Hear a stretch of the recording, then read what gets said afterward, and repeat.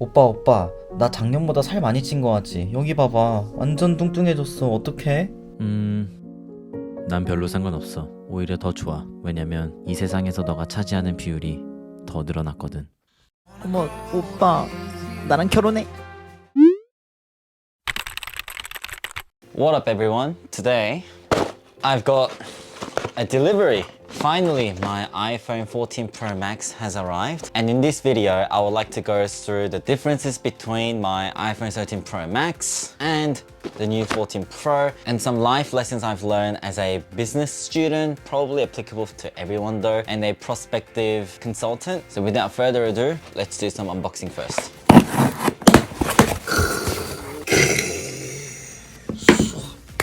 Now before I unbox this, I always have to get glove on. This model is iPhone 14 Pro Max Deep Purple 256GB. Yeah! It actually looks way better than from what I've seen from Keynote. Designed by Apple in California. Would the sticker be in purple? Sticker? No. Lightning to C cable.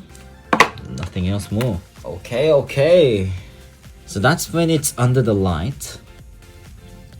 And that's when it's facing away from the light. So very matte, very dark, but as soon as it receives light, it becomes a very, very romantic purple. Oof. So I now have iPhone 14 Pro Max, iPhone 13 Pro Max. As you can see, now the camera has definitely gotten bigger. They say the dynamic island is on the notch, but I think this is the dynamic island, legit. But to be honest, I don't really see it taking a very big proportion of it, but it is a very notable change between iPhone 13 Pro Max and 14 Pro Max. Before I do anything with this iPhone, I have pre-purchased a screen protector and a case from Amazon. Finally, a clear case. This part off. Okay. With a MagSafe at the back. Let's turn it on. Hello.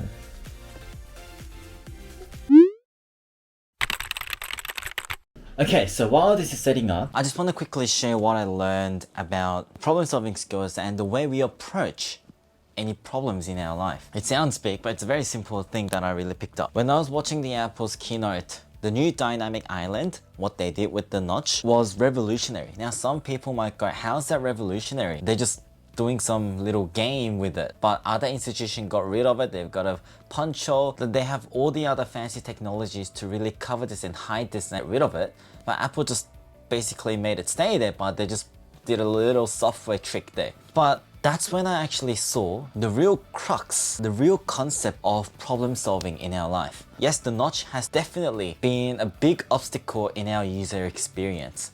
Not just with Apple, other phones that are out there. Like a couple of years ago, I myself wasn't a fan of it. It looked like a little M, and you know, they could have done so much better with the space that was given on the front screen. So all the consumers were saying, hey, this is disturbing my experience. This is disturbing and this is a problem for us. Solve it. So what all the other institutions were doing were, they were basically saying, all right, if that's a problem for you, we'll try to solve it. We'll try to get rid of it. And they had such a fabulous technology to hide the notch, do a punch hole, and basically got rid of that problem for the consumers. And the consumers saying, oh my God, thank you so much for solving it. Now you've gotten rid of my problem. Thank you so much. Apple took another approach of problem solving. It wasn't about getting rid of the solution. For Apple, they were asking more fundamental question.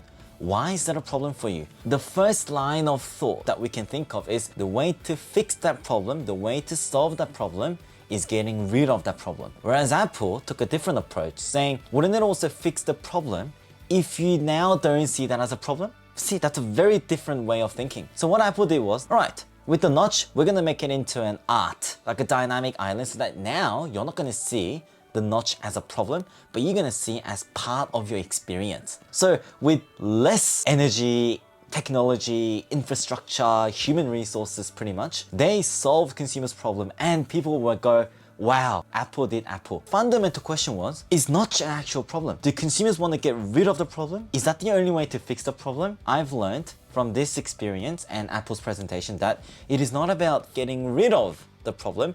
It is about how you interpret the problem and can you frame it in a way that you don't see it as a problem. Then that's another way to solve a problem. And I think this will be a very lifelong framework or an approach that I will take whenever I have to solve a problem for clients or in my work. Because I've learned now, solving a problem isn't getting rid of problem every time. Apple's dynamic island, iPhone 14 Pro, 14 Pro Max may not be seen as a revolutionary step, but their way of approaching the problem was seen as revolutionary in my opinion.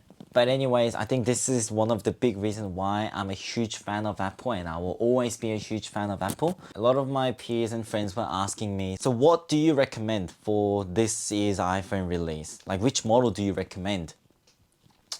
I say iPhone 14 Pro. Not Pro Max this time. I've been always shouting Pro Max ever since 12, but this time it's Pro because Apple did not make any significant differences between iPhone 14 Pro and 14 Pro Max. This time they're pretty much the same. So just go with 14 Pro. It has every feature that Apple brought up this year. But if you do feel like, oh, I prefer a bigger screen like myself, then 14 Pro Max is again a very perfect option. But if you're just looking forward to buy the best phone from this release, it's the iPhone 14 Pro. Enjoy your Apple shopping. Thanks for watching the video. If you've got any question, please leave it in the comments. Thank you.